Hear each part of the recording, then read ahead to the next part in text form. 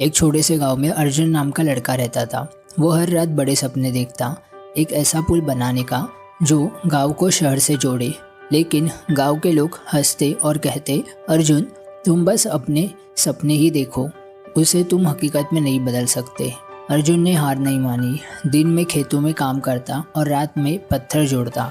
उसकी माँ हमेशा कहती, सपने सच करने वाले वही होते हैं जो मेहनत में यकीन करते हैं।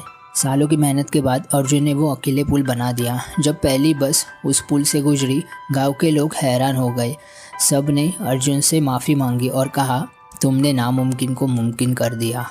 अर्जुन ने मुस्कुराते हुए कहा, सपने देखने वाले नहीं बल्कि उन्हें पूरा करने वाले याद रखे जाते हैं। इस कहानी से हमें ये सीखने मिलता है कि सपनों को सच करने के लिए हिम्मत और मेहनत की ज़रूरत होती है। गांव के पास एक सुंदर जंगल था।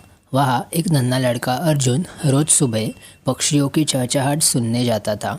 उसे प्रकृति से बहुत प्यार था। एक दिन उसने देखा एक घायल चिड़िया ज़मीन पर पड़ी है। अर्जुन ने उसे उठा लिया और अपने घर ले आया। माँ ने उसे हल्दी लगाई और अर्जुन ने उस चिड़िया को पत्तों से बनी एक छोटी टोकरी में रखा। अर्जुन रोज़ उसे खाना और पानी देता। धीरे धीरे चिड़िया ठीक हो गई। एक सुबह उसने देखा कि चिड़िया टोकरी से बाहर उड़ने की कोशिश कर रही है। अर्जुन ने दरवाज़ा खोला और कहा, जाओ, तुम्हारी जगह आकाश में है, यहाँ नहीं।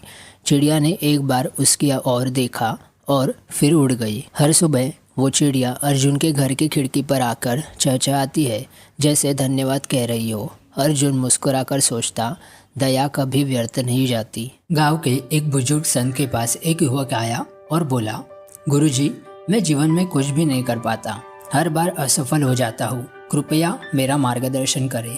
संत ने मुस्कुराते हुए एक खाली बर्तन युवक को दिया और कहा, इसमें पानी भरकर लाओ, लेकिन ध्यान रखना कि बर्तन पूरी तरह साफ हो। युवक ने बर्तन देखा जो अंदर से गंदा था। उसने उसे झट से साफ किया और फिर उसमें पानी भरकर संत के पास आया। संत ने कहा, बेटा, यही तुम्हारी समस्या है। तुम्हारा मन इस गंदे बर्तन की तरह है। जब तक तुम उसे साफ नहीं करोगे, उसमें नए विचार, नई ऊर्जा और सफलता का पानी नहीं भर सकता।